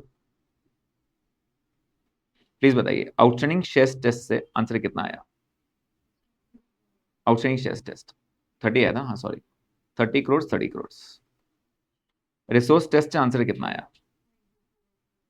24 crore 24 crore. And debt equity test answer कितना आया? इधर 32 करोड़ आया और इधर कितना आया? 0, राइट? तो हम यहां लिख रहे हैं maximum number of shares that can be bought back, which is lower of the 3. इन तीनों में से लोअर कौन सा आंसर है? तो इसमें से आप बोलोगे 24 करोड़, इसमें कितना है? 0. इसमें कितना है? 0. सेकंड टेस्ट में 0 है ना, मतलब सेकंड टेस्ट में बायबैक करना अलाउड ही नहीं है भाई. भले ही पहली टेस्ट तुमको 30 करोड़ शेयर्स दे रही है, दूसरी टेस्ट आपको 24 करोड़ दे रही है, थर्ड टेस्ट आपको 0 दे रहा है, तो आप बायबैक कर ही नहीं सकते. बिकॉज इन तीनों में से जो सबसे लोएस्ट आंसर देगा उतने आप maximum number of shares buyback कर सकते हो. और मुझे एक बात बताइए, कंपनी की इच्छा हो रही है 20 करोड़ शेयर्स बायबैक करने की इस सिचुएशन 1 में, 20 करोड़ कर सकते हैं क्या? हाँ. 24 मैक्सिमम मेरे लिए, जरूरी नहीं है 24 ही करना पड़ेगा कि आंसर 24 आता तो 24 ही करना पड़ेगा. मेरी इच्छा सिर्फ 20 की है, 20 करूंगा मैं, ज्यादा नहीं कर सकता, कम अलाउड है. क्या ही पॉइंट क्लियर है सबको? Right, okay. तो दिस इज द प्रॉपर, एकदम प्रॉपर प्रेजेंटेशन के साथ कि ऐसे प्रेजेंट करना चाहिए, लोअर ऑफ द 3. ठीक है, अब थर्ड सिचुएशन है तो थर्ड सिचुएशन में ऐड कर देना वहां पे, राइट? अब क्या क्वेश्चन की डिमांड जर्नल की भी है, जर्नल भी करना पड़ेगा, फिर जर्नल रिकॉल करेंगे. अगर याद नहीं आया तो इश्यू पे जाना वापस. इश्यू की नॉर्मलिटी क्या रहती है? Bank to capital. तो बायबैक उल्टा, capital to bank, capital to bank. लेकिन लौटाते समय तो 10 का शेयर 30 में दे रहे हैं, नुकसान हो रहा है. नुकसान पहले कौन बेयर करता है? प्रीमियम, उसके बाद फ्री. समझ में आएगी? तो इस तरह हम एनालाइज करेंगे. क्या? हाँ, पूरा करना है, पूरा पूरा पूरा करना है. चलो, ये हुआ क्या सबका? Let's start with the journal entries. 3 तो जर्नल एंट्रीज हैं. पहली जर्नल एंट्री क्या रहेगी? बायबैक ड्यू की. अच्छा, मैं एक और चीज आपको फिर से बता दूं, फाउंडेशन वाले बच्चों को याद रहेगा जो मेरे फाउंडेशन पढ़ चुके हैं. मैं ये ऊपर लिखता हूँ, आपको 1 2 3 ऊपर लिखना अलाउड नहीं है, आपको बाय वे ऑफ नरेशन देना पड़ेगा. जो चीज मैं ऊपर लिखता हूँ वही चीज आपको नीचे बीइंग बायबैक ड्यू ऐसे कर देना, being payment made for buyback ऐसे अलग अलग. तो बेसिकली जो मैं ऊपर लिखता हूँ basically that those are nothing but narrations. ठीक है, वो इसलिए ऊपर लिखता हूँ कि आपको वो एक सीक्वेंस याद रहे कि पहले क्या होता है फिर पिक्चर क्या होता है, राइट। जब आदत हो जाती है उसके बाद हम नीचे नरेशन में लिख सकते हैं, ठीक है। चलिए, तो बायबैक ड्यू याद करो, कैपिटल बढ़ाने की बात करें या कैपिटल कम करने की बात करें? कैपिटल कम करने की, बिकॉज मैं पेमेंट दूंगा तो कैपिटल कम हो जाएगा। Equity share capital account debit होगा, और 2 लाइन छोड़ के टू, 2 लाइन या 3 लाइन जो भी है, इक्विटी शेयर होल्डर्स, ठीक है। प्लीज बताइए कितने शेयर्स वापस देने का वादा किया आपने? एक्चुअली रुपीज इन करोड़ यहां लिखना चाहिए अपने को। यस, प्लीज बताइए कितने शेयर्स वापस देने का वादा किया आपने? 24 करोड़ इनटू कितना पैसा दोगे आप इनको? 30 रुपीज। लेकिन ये बोलेगा sir face value, face value कितना है? 10। आ रहा है समझ में सबको ये? तो प्लीज बताइए कितना आंसर आ गया? 240, और यहाँ कितना आ रहा है? 720, मतलब 480 का लॉस हो रहा है मेरा। बेसिकली मेरा कैपिटल की वैल्यू 240, लेकिन लौटाते समय मैं आपको वादा कर रहा हूँ 720 का, तो लॉस तो होगा ना। तो पहली बार लॉस कौन बेयर करता है? प्रीमियम। चेक करेंगे प्रीमियम बैलेंस है क्या अपने पास? कितना बैलेंस है प्रीमियम में? 400। अपना लॉस कितना हो रहा है? 480। तो कहने से प्रीमियम 400 बेयर कर सकता है, तो बाकी का लॉस किसको बेयर करने लगा? फ्रीजर में कौन है, नाम देना पड़ेगा। जर्नलिज्म और पीएनएल, मेरे पास जर्नलिज्म ज्यादा है तो मैं इच्छा जर्नलिज्म करूंगा, ऐसा कोई रूल नहीं है। आप पीएनएल लिखोगे तो भी चलता है, लेकिन मुझे दिख रहा है पीएनएल से 200 है, जर्नलिज्म 1080 है, तो जो ज्यादा है उसको यूज करेंगे ना अपन। ऐसा अगेन फिर से बोल रहा हूँ, ऐसा कोई स्पेसिफिक रूल नहीं है। आपकी इच्छा होगी पीएनएल की तो पीएनएल भी लिखा जा सकता है, लेकिन please make sure you will not write freezer, you have to write the name. If the names are given you have to write the name. तो यहाँ पे पहले किस में से यूज करेंगे? पहले सिक्योरिटीज प्रीमियम में से। सिक्योरिटीज प्रीमियम से कितना बेयर किया बेटा आपने? 400। एग्जॉस्ट हो गया ये पूरा, जीरो हो गया, राइट। तो बाकी का जो बैलेंस रहेगा, कितना आ रहा है बैलेंस? 80, ठीक है। ये हम जनरल रिजर्व से यूज करेंगे। अगर आपने पिन लिखा होगा तो भी कोई प्रॉब्लम नहीं है, इट इज कम्प्लीटली ओके। अच्छा, मैंने ये बॉक्स बनाया बाजू में, राइट। एग्जाम में बॉक्स नहीं बनाना, ब्रैकेट में यहाँ लिख देना बैलेंसिंग फिगर, ठीक है। वो बॉक्स बनाता हूँ मैं आपकी अंडरस्टैंडिंग के लिए कि मैंने ये बैलेंसिंग फिगर निकाला है, ठीक है। तो कैसा ना, वो रीड करते समय आपको ईजी हो जाता है रीड करना कि हाँ ये बैलेंसिंग फिगर है अपना। एग्जाम में आपको ब्रैकेट में लिखना है बैलेंसिंग फिगर। चलो हो गया सबका ये। सेकेंड एंट्री क्या रहती है? Payment entry. चलो पे करते हैं उनको। Equity share holders to bank 720 720 720 and 720, but this is not the end, खत्म नहीं होता यहाँ पे। सीआरआर बचता है ना? यस, सीआरआर बचता है। प्लीज बताइए सीआरआर की एंट्री क्या रहेगी? फ्रीजर अलाउड नहीं है, या तो पीएनएल या तो जनरल रिजर्व। कितना ट्रांसफर करना है पहले वो बताओ, नाम बताओ। 240, that is the amount equal to the face value of shares bought back must be transfer to CRR. 720 नहीं बोलना, ठीक है। तो 240 है। अब 240 में कहने से पीएनएल है ही नहीं मेरे पास, अकेला सिर्फ 200 है पीएनएल। तो ऐसे बोलोगे कि पीएनएल से 200 करो फिर बाकी का जनरल रिजर्व नहीं, अकेला जनरल रिजर्व हो रहा है ना अपने पास, राइट। तो अकेला जनरल रिजर्व से यूज कर लो। समझ में आएगा सबको ये? तो general reserve to CRR amount कितना? An amount equal to the face values, that is 240। तो जनरल रिजर्व टू सीआरआर कितना? 240। समझ में आया क्या सबको ये? अब ध्यान से सुनना अच्छे से, आगे मैं एक इमेजिनरी सिचुएशन क्रिएट कर रहा हूं आपके सामने। यहां तक हो गया सबका? सबने लिखा? अच्छे से एनालाइज कर पा रहे हो, समझ पा रहे हो? ओके। तो 240 मतलब अब तक तो चैप्टर इजी हो गया, बेसिकली देखा जाए चैप्टर हो गया अपना। अब थोड़े वैरायटी ऑफ क्वेश्चंस करने हैं, ठीक है। अब यहाँ पे प्लीज बताइए बायबैक करने के बाद कितने शेयर्स बच गए बेटा? पहले आपके पास कितने शेयर्स थे? 120 करोड़ शेयर्स थे। कहने से इसमें से 24 करोड़ तो मैंने ले लिया वापस, 24 करोड़ मैंने ले लिया वापस, तो इसमें 24 माइनस हो गए। अब कितने बच गए? 96। कहने से मेरे बैलेंस शीट में अब 96 करोड़ शेयर्स ही बचे, क्योंकि बाकी 24 को तो मैंने पैसे दे दिया। अब बायबैक करने के बाद मेरा मन किया बोनस देने का, बायबैक किया, फिर मेरा मन किया बोनस देने का। अब बोनस किसको दूंगा? 120 को या 96 को? 96, क्योंकि पहले बायबैक हो गया, अब बोनस हुआ। अब मैंने बोनस का रेशियो दिया आपको 1:4। मैंने से 1:4 तो 96 का इंटू 1/4 करोगे। 1:4 का मतलब होता है I will give you 1 share for free for every 4 shares applied by you या हेल्ड बाय यू। अगर आप 4 के मालिक हो, आ जाओ, 4 शेयर्स दिखाओ, 1 शेयर फ्री में लेके जाओ, राइट। तो इंटू 1/4 कितने शेयर्स दूंगा मैं? 24 करोड़ शेयर्स। एक काम करो, इसको 5 कर दो, 19.2 करोड़ शेयर्स मुझे बोनस बांटना पड़ेगा। एक शेयर की कीमत कितनी है? 10 रुपए। मतलब कहने से मुझे 192 करोड़ का बोनस बांटना पड़ेगा, राइट। 192 करोड़ का बोनस। सबसे पहले नंबर ऑफ शेयर समझ में आया क्या, कैसे आया? अगर रेशियो 1:5 होता तो मैं इंटू 1/5 कर लेता, 120 का नहीं, 120 में से पहले बायबैक माइनस कर लेंगे क्योंकि वो तो है ही नहीं अभी। तो मेरे सामने जितने शेयर होल्डर्स रहेंगे मैं उनको बोलूंगा अब तुमको बोनस दूंगा मैं, राइट। तो बोनस देने के लिए हम क्या करेंगे, इंटू 1/5 करेंगे। अब जैसे इंटू 1/5 किया तो आ गया 119.2 करोड़ शेयर्स। मतलब कहने से इतना फ्री में बांटना पड़ेगा, लॉस होगा। बोनस सबसे पहले कौन देगा, सीआरआर। 192 है क्या सीआरआर में, है। अब ये भी बनाया 240 का, अभी भी बनाया, तो उस पर ही ध्यान देना है क्योंकि अब तो सीआरआर आ गया ना, बायबैक करने का सीआरआर है ना अपने पास, तो मैं 240 यूज करूंगा ना सीआरआर, तो मैं अकेला सीआरआर ही मैनेज कर लेगा, प्रीमियम और फ्रीजर पे जाने की जरूरत नहीं पड़ी, अकेले सीआरआर ने बोनस दे दिया। आ रहा है समझ में? तो जल्दी बताइए बोनस ड्यू की एंट्री क्या करेंगे।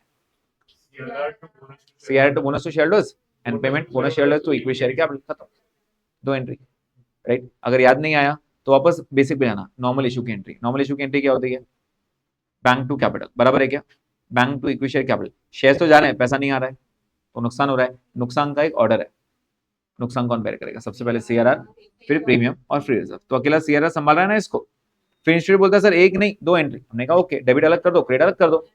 तो CRR to bonus to shareholders, bonus to shareholders to equity share capital. क्या ये एनालाइज कर पा रहे हो एंट्रीज सारे?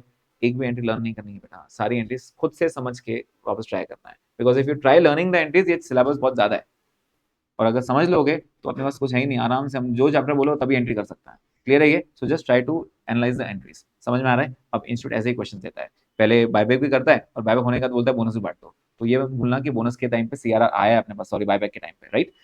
क्लियर है ये? अब एक क्वेश्चन आपके सामने लेके आऊंगा और आपको 5 मिनट टाइम दूंगा आंसर निकालने के लिए। मेरे साथ तो सब कर ले रहे हैं, एक बार खुद से भी ट्राई करना पड़ेगा, right. So we have a question जो एक बोनस क्वेश्चन है, इंस्टीट्यूट ने एग्जाम में दिया, आई डोंट नो व्हाई उन्होंने एग्जाम में दिया। सी इतना क्वेश्चन दिख रहा है क्या? पता है इसने एक ही बार ना, इकलौता एक टाइम में जब क्वेश्चन ने ये 15 मार्क के लिए दिया था उन्होंने, not in the current new syllabus, in the old syllabus. एक ही बार है, बायबैक का आइडल वेटेज था 5 से 6 मार्क का आइडल वेटेज, अभी वो 8-8 मार्क का दे रहे हैं क्योंकि एमसीक्यू में कन्वर्ट करना है वो, ठीक है। पता नहीं क्यों एक बार ऐसा हो गया कि इंस्टीट्यूट को बोनस बांटने की इच्छा हुई कि हम सबको बोनस बांटेंगे, तो उन्होंने ये क्वेश्चन 15 मार्क के लिए दिया, कुछ भी नहीं है, कुछ भी नहीं क्वेश्चन में, 15 मार्क के लिए दे दिया। बट एनीवेज, ये एग्जाम क्वेश्चन है आपके सामने, सिचुएशन दो है आपके सामने, राइट। खुद ही क्वेश्चन रीड कीजिए, मैं बिल्कुल हेल्प नहीं करूंगा आपकी, स्टार्टिंग में आप रीड करो और मुझे मैक्सिमम नंबर ऑफ शेयर्स निकाल के दो 3 टेस्ट पास करके, ठीक है। इसको म्यूट पे डाल।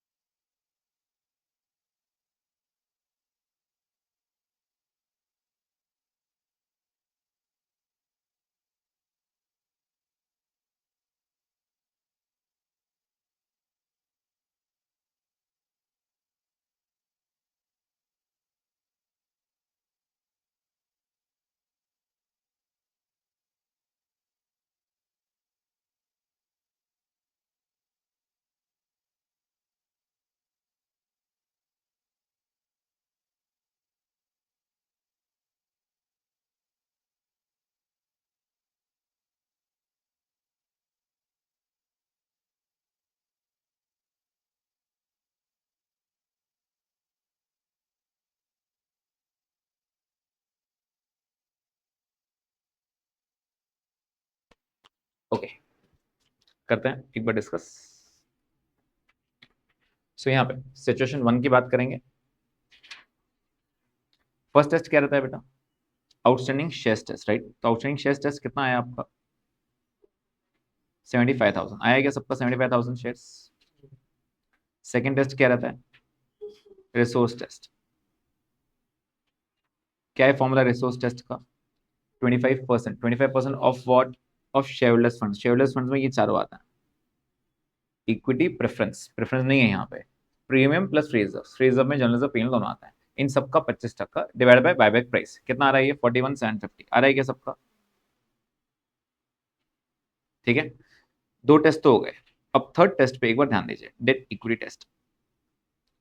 क्योंकि बच्चों को थोड़ा प्रॉब्लम डेट इक्विटी में रहता है, ये पूरा टेस्ट मैं सॉल्व कर रहा हूँ, यहाँ पे सब ध्यान देंगे। Situation 1 and 2, situation 1 and situation 2।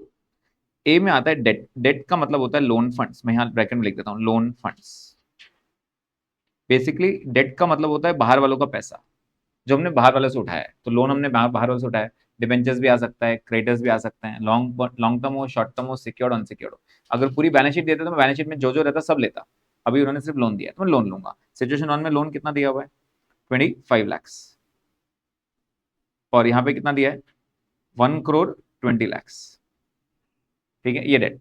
इसका मिनिमम आधा अपने को एज अ कैपिटल रखना पड़ता है, मिनिमम आधा। डेट इक्विटी का मतलब होता है डेट इज टू इक्विटी, 2:1। अगर ये 2 है तो इसका 1 अपने को रखना पड़ेगा, आधा, राइट? तो आधा कितना रखना पड़ेगा? 12,50,000। और ये कितना आएगा? 60 लाख। इतना मिनिमम अपने को रखना पड़ेगा भाई। इसको हम बोलते हैं minimum equity to be maintained, to be maintained, right? C point क्या रहेगा? Present share holders funds. Present share holders funds. अब प्रेजेंट में क्या क्या आता है? ये जो अपन ने यहाँ पे टेस्ट में लिखा था ना, ये जो ब्लू बॉक्स बनाया मैंने, इसको ही बोलते हैं प्रेजेंट शेयर होल्डर्स फंड्स। कितना था ये आंसर? 50,10,000, राइट? कितना आया था? 50,10,000। तो 50,10,000 यहाँ पे भी था, 50,10,000 यहाँ पे भी था। अब मिनिमम कितना रखना है? 12,50,000। मेरे पास है 50 लाख, तो जितना भी एक्स्ट्रा है उतना मैं बायबैक कर सकता हूँ। जितना भी एक्स्ट्रा है, 50,10,000 से 12,50,000 माइनस करेंगे तो अपना मैक्सिमम आंसर आ जाएगा। कितना आया?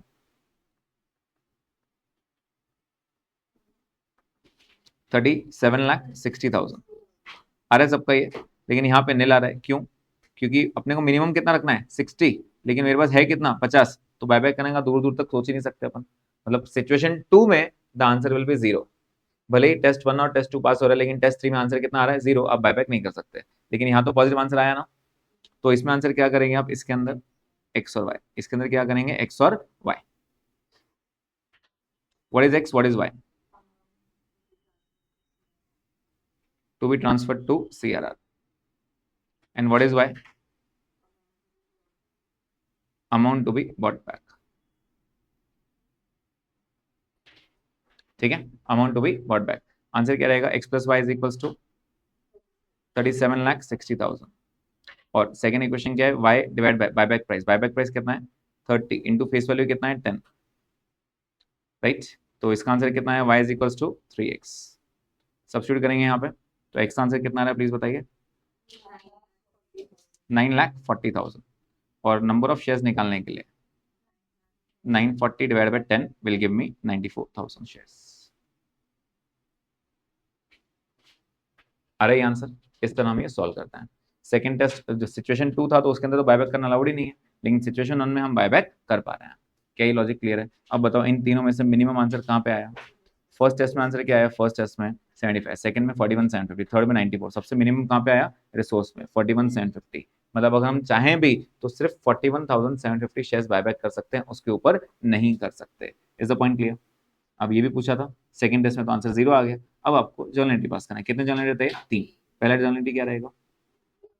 बायबैक ड्यू का, सेकंड पेमेंट, और थर्ड ट्रांसफर टू CRR। समझ में आया पॉइंट? पक्का समझ में आ रहा है? यस। तो 3 जर्नल एंट्रीज अब मैं पास नहीं कर रहा हूँ। आई होप आप लोगों ने किया होगा जर्नल एंट्रीज, राइट? डिक्टेट कर लें एक बार, आंसर डिस्कस करते हैं। पहली एंट्री क्या रहती है? Equity share capital. कितना आएगा इक्विटी शेयर कैपिटल में प्लीज बताइए? फर्स्ट एंट्री में 41,750 शेयर्स थे इंटू 10, लेकिन लौटाते समय इक्विटी शेयर होल्डर्स को कितना पैसा देना है? 41,750 इंटू 30। क्या बेसिक पॉइंट समझ में आ रहा है क्या? नुकसान कितना हो रहा है? 8,35,000। 835 में से पहले लॉस कौन बेयर करेगा? प्रीमियम। तो प्रीमियम 6 लाख लॉस बेयर करेगा, ठीक है। बाकी बचा हुआ आप जनरल रिजर्व से यूज कर सकते हो या फिर पीएल से भी यूज कर सकते हो। कितना? 2,35,000। समझ में आएगा? बस पहली एंट्री इंपॉर्टेंट रहती है, बाद में तो पेमेंट और ट्रांसफर की एंट्री है, इजी है। आप इक्विटी शेयर कैपिटल कम करोगे, लेकिन कैपिटल जब भी आएगा वर्ड फेस वैल्यू आएगा, 10 रुपीज, राइट। लेकिन आपने वादा किया था 30 रुपए देने का, तो 20 रुपए लॉस हो रहा है आपका। वो लॉस कौन बेयर करता है? पहले प्रीमियम, और प्रीमियम अगर खत्म हो गया आपके पास तो फ्री रिजर्व। यस, पहली एंट्री समझ में आई सबको? सेकेंड एंट्री क्या रहती है? Equity shareholders to bank, right. और थर्ड आपको ट्रांसफर की entry, general reserve to CRR. कितना अमाउंट रहेगा? ये फर्स्ट में अमाउंट जो रहता है उतना, 4,17,500। सबको समझ में आया ये 3 टेस्ट? 3 टेस्ट और 3 एंट्रीज चैप्टर में है ही, 3 टेस्ट और 3 एंट्रीज, राइट। अब ध्यान से सुनना। सी, अब तक मैंने जो 3 क्वेश्चंस लिए हैं यहाँ पे, तीनों में उन्होंने बताया था find the number of shares, find the number of shares, right. कभी कभार आपको क्वेश्चन ये बोलेगा ही नहीं, बायबैक का क्वेश्चन बोलेगा ही नहीं आपको कि find number of shares. They will just say कि हमने बायबैक इतना सोचा है, पास जर्नल एंट्रीज।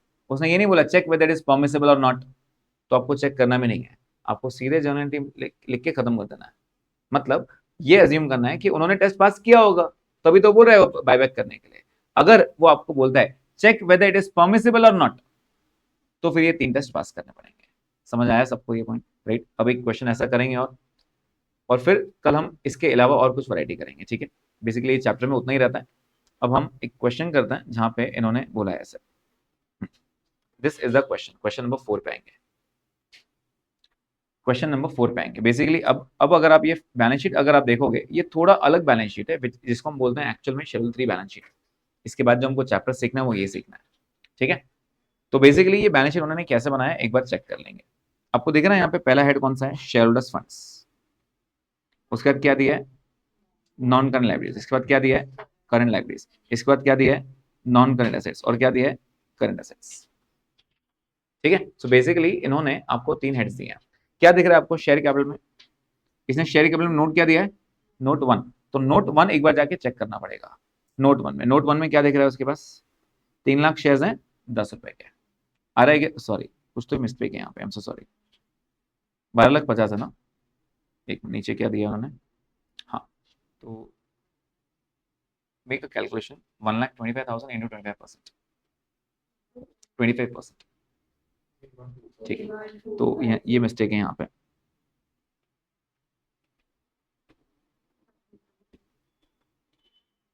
ये है 125,000, ठीक है। 1,25,000 शेयर इंटू 10 बराबर होगा ना 12,50,000। Yes, okay. उसके बाद उसके बाद रिजर्व सरप्लस में क्या क्या दिया है चेक करो। ऊपर अगर आप देखोगे नोट 2 मतलब रिजर्व सरप्लस। तो एक बार चेक करेंगे नोट 2 में क्या क्या है। We have premium, we have PNL and we have revenue reserve. Revenue का रिजर्व का मतलब होता है जनरल रिजर्व। क्या ये तीनों अपने काम आता है? यस, ये तीनों काम आता है, राइट। अगर कुछ रिवैल्यूएशन रिजर्व रहता है तो अपन नहीं लेते हैं, ठीक है। ये तीनों अपने काम आता है। नेक्स्ट उसके बाद क्या दिया है? Note 3 long term borrowings. Long term borrowings में क्या बोल रहे हैं? चेक करो लॉन्ग टर्म बोरिंग्स में क्या है उसके। डिबेंचर्स भी है और अनसिक्योर्ड लोन्स भी है। बेसिकली इस पार्ट को हम बोलते हैं डेट। डेट। आगे आगे क्या बोला है? Current liabilities. करंट लाइब्रेरीज में क्या है? 1650। तो बेसिकली ये जो पार्ट रहता है ये वाला, कहने से ये ब्लू बॉक्स बाहर वालों का पैसा है, is nothing but debt for me, is basic nothing but debt for me. समझ में आया? ये आगे बात करता है। उसके बाद क्या बोल रहा है? The company wants to buy back 25,000 equity shares of ₹10 each at ₹20 per share. तो what do you mean by this 20? Buyback price मतलब मैं 10 रुपए की चीज आपसे 20 में खरीदना चाहता हूँ, ठीक है। तो बायबैक प्राइस 20 है। Buyback of shares is duly authorised by the articles and necessary resolution has been passed by the company towards it. मतलब उसने स्पेशल रेजोल्यूशन ऑलरेडी पास कर दिया है। The payment of buyback will be made by the company out of sufficient bank balance available shown as a part of current assets. ये current assets दिख रहा है क्या? 30 लाख। अब करंट एसेट्स में क्या क्या आता है? डेटर्स आता है, बिल्स रिसीवेबल आता है, स्टॉक आता है और बैंक बैलेंस भी आता है। तो वो पूरा इसके अंदर बैंक बैलेंस बहुत है, टेंशन नहीं है। मतलब पैसा बहुत है देने के लिए, तुम बताओ कितना देना है सिर्फ, ठीक है। So I have a lot of money with me. आगे कमेंट विथ योर कैलकुलेशंस। यहाँ पे उसने क्या बोला है? Comment with your calculations. मतलब आपको कैलकुलेट करना पड़ेगा whether buyback of the company is within the provision not. मतलब ये जो 25,000 बायबैक करना चाहता है वो कर सकता है या नहीं कर सकता है। तो कर सकता है या नहीं कर सकता मालूम कैसे पड़ेगा, 3 टेस्ट पास करने पड़ेंगे। लेकिन अगर अगर वो ये सेंटेंस नहीं देता, ये यहां से सेंटेंस हटा देता और वो डायरेक्ट बोलता पास जर्नलिस्ट टुवर्ड्स बायबैक, तो इसका मतलब वो 3 टेस्ट पास कर चुके, आपको वापस पास करने की जरूरत नहीं है, सीधा सीधा 25,000 बायबैक करने के 3 एंट्रीज देके खत्म कर दो। Is the point clear to everyone? पक्का समझ में आ रहा है क्या ये? Right, okay. So let's start, क्योंकि उन्होंने कैलकुलेशंस बोला है, हम स्टार्ट करते हैं क्वेश्चन नंबर 4। प्लीज बताइए, क्या उसने चेक करने बोला है अपने को? हाँ, अगर चेक करने बोला है तो क्या करना पड़ेगा अभी? टेस्ट पास करने पड़ेंगे। तो टेस्ट पास करने के लिए पहला टेस्ट क्या रहता है? Outstanding shares test. Let's start with the 3 questions. 3 point. पहला,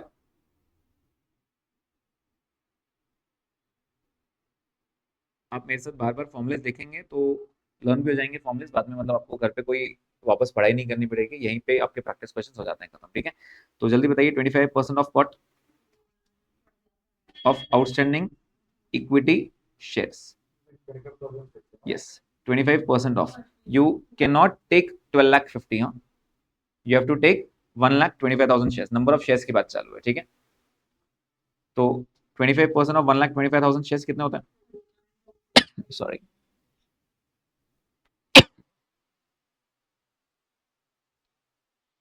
25% of 1,25,000 shares, which comes to 31,250. What is the second test? Resource test. एक बार देख लें रिसोर्स टेस्ट में क्या क्या है। पहले फॉर्मूला देंगे। फॉर्मूला क्या था इसका? 25% of share holders funds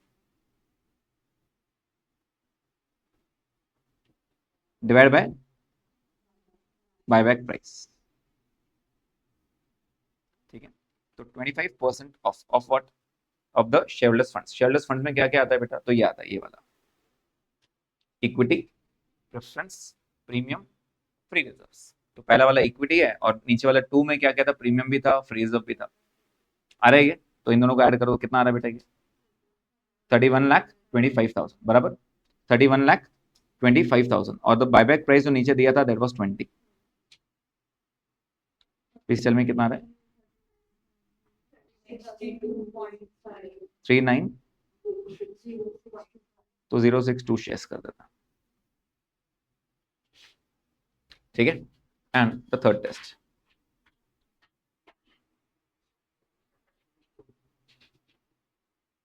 yes, what is the debt equity? A में क्या लेते हैं हम? डेट। तो डेट में क्या आता है आपका? शॉर्ट टर्म भी आता है, लॉन्ग टर्म भी आता है, सिक्योर्ड भी आता है, अनसिक्योर्ड। इन शॉर्ट बाहर वालों का पैसा।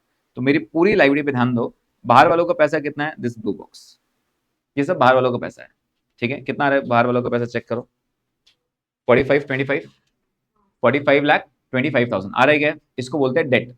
अब डेट में क्या क्या आता है? डिबेंचर्स हो, बैंक लोन हो, क्रेडिटर्स हो, बिल्स पेबल हो, जो भी बाहर वालों का पैसा है जो मुझे लौटाना बाकी है, इज डेट। तो 45,25,000,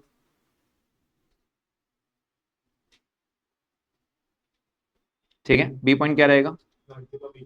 minimum, minimum equity to be maintained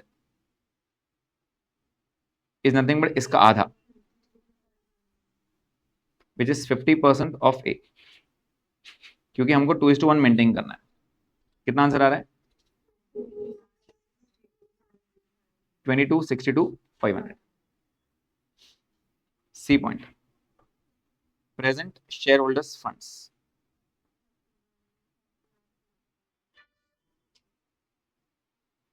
present share holders funds 31,25,000। ये जो ब्रैकेट रहता है इसको बोलते हैं present share holders funds, right? Which is 31,25,000।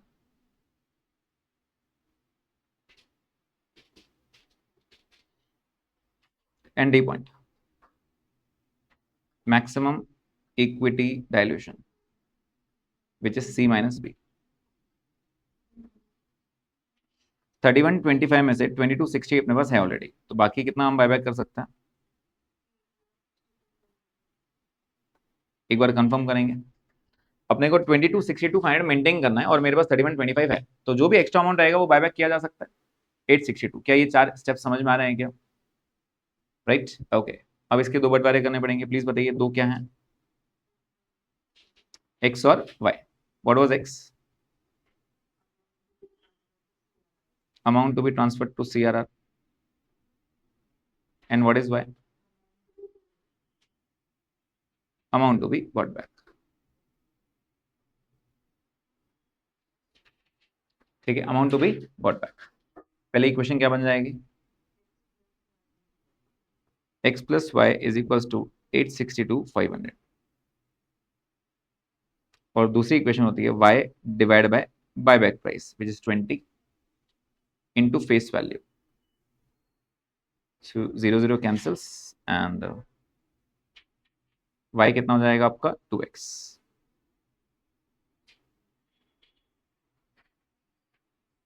y कितना हो जाएगा 2x। ये y की वैल्यू सब्स्टिट्यूट कर देंगे इसके अंदर,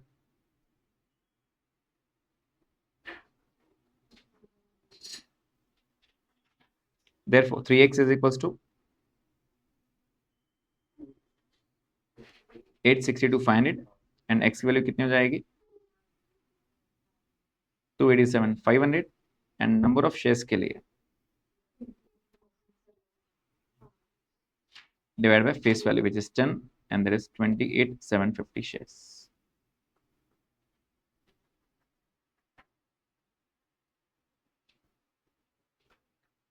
क्या यहां तक पॉइंट आ गया? अब बताइए maximum number of shares 28,750. that can be bought back.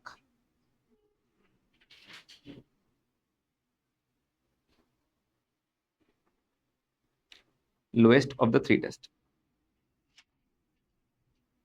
lower of the three test. जो भी तीनों टेस्ट में सबसे कम से कम आया वो आप बायबैक कर सकते हो। कितना? 28,750 शेयर्स। अब मुझे बताओ कंपनी को इतने बायबैक करने हैं क्या? नहीं।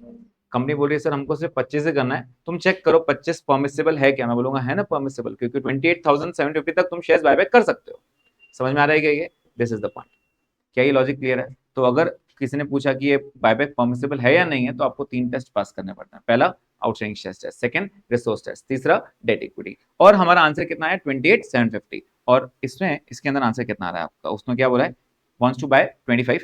Check comment with the calculations whether buyback of the company is within the provision of the Companies Act. तो is it permissible? Yes. तो हम लिखेंगे since the company wants to buy back 25,000 shares, right?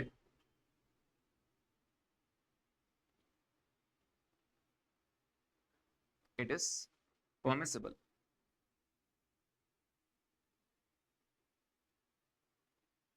as per Companies Act 2013। Section code करना है, याद रहा तो section code कर देना, नहीं है तो छोड़ देना। It is permissible as per section 68 of the companies act 2013। ऐसे भी लिख सकते हो, नहीं तो सिर्फ इतना लिखोगे तो भी चलेगा। परमिसिबल है, विद इन जर्नल एंट्री करनी पड़ेगी, राइट? जर्नल याद है कैसे करते हैं? चलिए स्टार्ट करते हैं जर्नल एंट्री, है ना? 25,000 की एंट्रीज करेंगे ना। उसकी इच्छा है 25,000 बायबैक करने की। हमारे हिसाब से 28,750 कर सकता है, लेकिन अगर उसकी इच्छा नहीं है 25,000 करने की तो 25,000 करने दो। अगर वो बोलता है 5 तो 5 ही करने देते। उसने सिर्फ इतना बोला मैं 25 बायबैक करना चाहता हूँ, कंपनी की इच्छा है 25,000 बायबैक करने की। वो पूछ रहे हैं तुम कर सकते हो या नहीं कर सकते हो? भाई कर सकते हैं, क्योंकि मैक्सिमम तुम 28,750 तक जा सकते थे। नहीं है इच्छा 25 की तो 25 बायबैक करने की एंट्री करेंगे अपन, right? Can you please tell me what are the 3 journal entries? पहली एंट्री क्या करता है अपन? बायबैक ड्यू की। आइए बायबैक ड्यू की एंट्री करता है।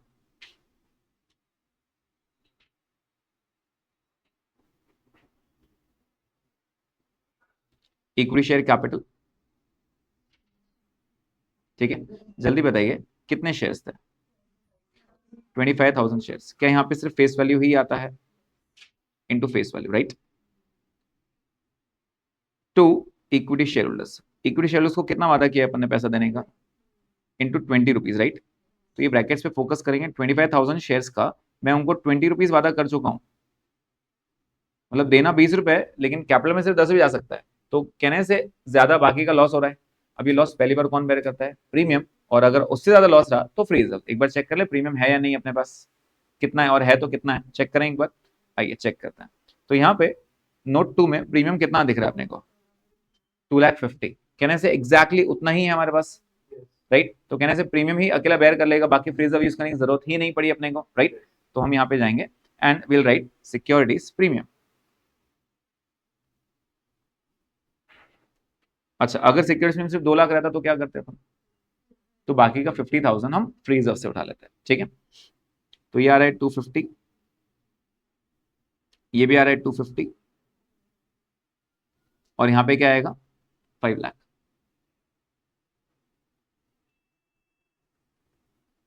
यहाँ पे क्या आएगा? 5 लाख। एक बार चेक करो आ रहा है कि सबका, right? Okay, second entry, payment entry.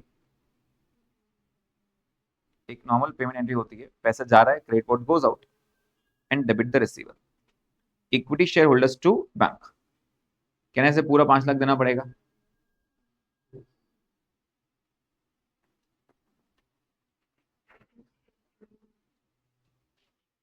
Yes, is a point clear? पूरा 5 लाख देना पड़ेगा। एंड थर्ड, यहाँ खत्म नहीं होता है, सीआरआर बनाना पड़ेगा। सीआरआर कितना बनाना पड़ता है? 5 लाख का या 2,50,000 का? 2,50,000। जितना फेस वैल्यू है ना, उतना 2,50,000 का आपको सीआरआर बनाना पड़ेगा। Is a point clear? लेकिन सीआरआर किस में से बनाते हैं? प्रीमियम से बनाते हैं क्या? नहीं। किससे बनाते हैं? जनरल रिजर्व या फिर पीएनएल? चेक करो क्या अवेलेबल है अपने पास। Revenue reserve. अब यहाँ पे जनरल रिजर्व वर्ड यूज नहीं करेंगे, क्या यूज करेंगे? रेवेन्यू रिजर्व, क्योंकि उन्होंने रेवेन्यू रिजर्व नाम दिया है। Is the point clear? Revenue reserve बोलो या जनरल रिजर्व बोलो, बात एक ही होती है, लेकिन क्वेश्चन में जो नाम दिया है वही नाम यूज करना। यस, थर्ड एंट्री क्या रहेगी? Revenue reserve to CRR.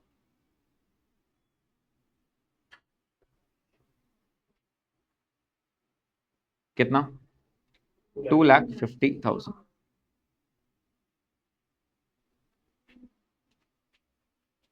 आ रहा है सबको समझ में? ये this is how we do, but question का रिक्वायरमेंट पूरा नहीं हुआ अब तक।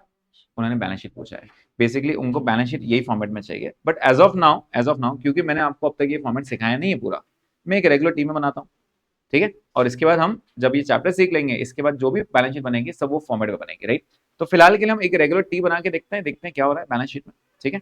तो जब भी बैलेंस शीट रहता है ना आपके पास, जब भी बैलेंस शीट पूछता है ना, what you have to do is, आपको वो क्वेश्चन आपकी आंखों के सामने रखना पड़ेगा, ठीक है। तो वो क्वेश्चन अपने आंखों के सामने रखते हैं और फिर आंसर ट्राई करने की कोशिश करते हैं, ठीक है। ओके, सो बेसिकली अब मैं बैलेंस शीट बनाने वाला हूँ, तो आप मेरे साथ एक रेगुलर टी बना लेंगे तो भी चलेगा, ठीक है। रेगुलर टी में फिलहाल बना लेता हूँ, ठीक है। और मुझे बताओ क्या क्या चेंज हुआ अभी, क्या क्या चेंज हुआ, ठीक है। तो सबसे पहले मैं यहाँ पे लिख रहा हूँ शेयर कैपिटल। शेयर कैपिटल में इक्विटी लिख रहे हैं, ठीक है। प्लीज बताइए पहले कितने शेयर्स हुआ करते थे आपके पास? कहने से पहले 1,25,000 शेयर्स हुआ करते थे।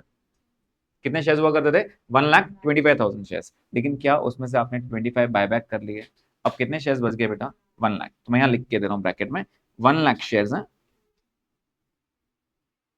Of rupees 10 each, of rupees 10 each. Please बताइए कितना हो जाएगा? 10 लाख, ठीक है। इसके बाद आते हैं आपके reserves and surplus. Reserves and surplus, ठीक है। अब रिजर्व एंड सरप्लस में आइडियली क्या क्या आता है? Premium, PNL, I use the word revenue reserve, ठीक है। अब सिर्फ क्वेश्चन में प्रेजेंट रहना कि क्या क्या हमने यूज कर लिया ऑलरेडी, ठीक है। स्टार्ट करें आगे? चलिए अब मुझे बताइए, यहाँ पे चेक करते हैं। पहले बताओ प्रीमियम कितना था पहले? 250। हमने कितना यूज कर लिया? पूरा यूज कर लिया। कहने से प्रीमियम 0 हो गया अभी। 250 था, याद है कि फर्स्ट एंट्री में पूरा प्रीमियम यूज किया था। सेकंड, पीएनएल को हाथ लगाया क्या पूरा अपन ने? नहीं, ये एज इट इज है। जनरल रिजर्व हाथ लगाया आपने? हाँ। थर्ड एंट्री में 15 लाख में से कितना हमने सीआरआर में ट्रांसफर कर दिया था? 2,50,000। तो कहने से भी 2,50,000 माइनस हो जाएगा। तो यहाँ पे प्रीमियम कितना हो गया? 0। पीएनएल हमने हाथ नहीं लगाया तो 125 पूरा पड़ा है। और ये कितना हो गया? 12,50,000। लेकिन यहाँ खत्म नहीं होता है, एक और रिजर्व आया था हमारे पास, विच इज सीआरआर। वो भी तो रिजर्व का ही पार्ट है ना, राइट। तो सीआरआर कितना अमाउंट था? 2,50,000। आया समझ में सबको? ये सबको समझ में आ रहा है कैसे यूज हुआ? ठीक है। अब अगर आप देखोगे बाकी आइटम्स को मैंने हाथ नहीं लगाया, अगर आप चेक करोगे, did I touch any of the items over here? नहीं। हमने कैपिटल कम किया, प्रॉफिट्स यूज किए। मैंने डिबेंचर्स को पे ऑफ किया क्या? नहीं। डिबेंचर से पैसा उठाया क्या? नहीं। मैंने क्रेडिटर्स को पे ऑफ किया? नहीं किया। तो ये एज इट इज रहेगा। तो चेक करें नोट 3 में क्या क्या अपने पास, 3 में क्या क्या पड़ा है। तो 3 में डिबेंचर्स हैं 18,75,000 के, और लोन है 10 लाख का, दोनों लिख देंगे वहां पे। इसको हम लॉन्ग टर्म बोरिंग्स बोलते हैं। 1875 एंड 10 लाख लिख देते हैं यहाँ पे। नॉन करंट लाइबिलिटीज मतलब लॉन्ग टर्म लाइबिलिटी, 14% डिबेंचर्स और unsecured loans 18,75,000 and 10 lakh rupees. ठीक है। अच्छा, जब मैं आपको ये फाइनेंशियल स्टेटमेंट्स लिखाऊंगा ना, आपको सिखा दूंगा ना पूरा, तो आपको वो टीम वो मतलब वो उनका फॉर्मेट भी अच्छे समझ में आ जाएगा। अगर आप ऐसे बना पा रहे हो तो वैसे भी बना पाओगे, ये मेरी गारंटी। ठीक है, फिलहाल आप रेगुलर सीख लो। उसके बाद करंट लाइबिलिटीज में 16,50,000 ये अनटच था, 16,50,000। ठीक है, ये जैसे उन्होंने दिया है बिल्कुल वैसे कॉपी किया मैंने यहाँ से। ठीक है, अब उसके बाद वो एसेट साइड में आ गए। एसेट साइड में उसने बोला है नॉन करंट एसेट्स में प्रॉपर्टी प्लांट इक्विपमेंट नोट 4 में लिखो। तो नोट 4 में क्या, एक बार देख लेंगे। नोट 4 में, नोट 4 में बोल रहा है आपके पास लैंड एंड बिल्डिंग भी है, मशीनरी भी है और फर्नीचर भी है। As it is copy paste हो जाएगा वहां पे। ठीक है, एलपीएफ, तो यहाँ पे आता है पीपीई, प्रॉपर्टी प्लांट इक्विपमेंट। पहले लैंड एंड बिल्डिंग है, फिर प्लांट है, फिर फर्नीचर है। ठीक है, कितना कितना एक बार चेक करेंगे। 19,30,000,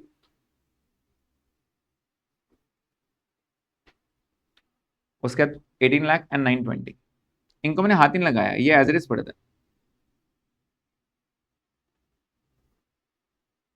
ये एज इट इज पड़े हुए हैं। ठीक है, और उसके बाद इन्होंने लास्ट आइटम क्या दिया है, करंट एसेट्स 30 लाख। आपको याद है इसके अंदर बैंक रहता है, क्या हमने बैंक में से पैसा दिया है? हाँ, कितना पेमेंट दिया है? 5 लाख रुपए। फर्स्ट एंट्री में याद है 5 लाख दिया था, तो कहने से पैसा कम हो जाएगा यहाँ पे, तो ये 5 लाख कम हो जाएगा। तो यहाँ पे जब करंट एसेट्स आए, करंट एसेट्स, तो आपके पास थे 30 लाख, इसमें से हमने कितना पे ऑफ किया? 5 लाख का पेमेंट किया। याद आ रहा है, ये 5 लाख का स्टार्टिंग फर्स्ट एंट्री में पे किया हमने, तो कितना बच गया? 25 lakh rupees. And now please check tally हो रहा है क्या।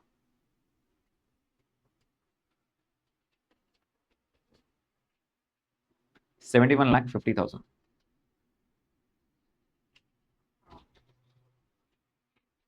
एक बार कंफर्म करेंगे आ रहा है क्या सबका 7150?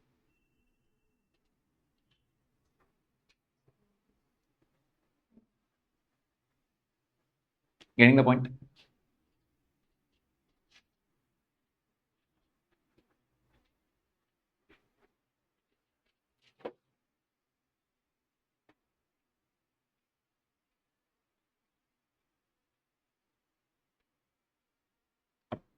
क्या क्या चेंज हुआ था मालूम है आपको? सिर्फ ये सेक्शन आपका चेंज होता है, बाकी बैलेंस शीट को हाथ नहीं लगाता है। तो बेसिकली बायबैक सिर्फ ये सेक्शन चेंज करता है। समझ में आ रहा है क्या? इक्विटी चेंज हुआ, आपके प्रॉफिट चेंज हुए और आपका बैंक बैलेंस चेंज हुआ। क्या ये लॉजिक क्लियर है सबको? बाकी मैंने बैलेंस शीट को हाथ नहीं लगाया, सिर्फ ये अमाउंट आपका चेंज होता है, ये अमाउंट। ठीक है, सिर्फ ये चेंज होता है। क्या यहाँ तक पॉइंट समझ में आ रहा है? एकदम बेसिक बेसिक सब समझ में आ गया। हमने बार बार जर्नल एंट्री किया जस्ट टू चेक कि हम बैलेंस शीट कर पा रहे हैं, टेस्ट कर पा रहे हैं। अब आज वाले बैलेंस शीट बना लिया हमने। सो आई होप ये पॉइंट समझ में आ रहा है। अब कल थोड़ी वैरायटी वैरायटी जैसे मैंने आज स्टार्ट में लिया ना, what is bonus, redemption of preference, right. तो ये वाले पॉइंट अपन कल में वापस इंट्रोड्यूस करेंगे। ठीक है, स्टॉप करते हैं यहाँ पे।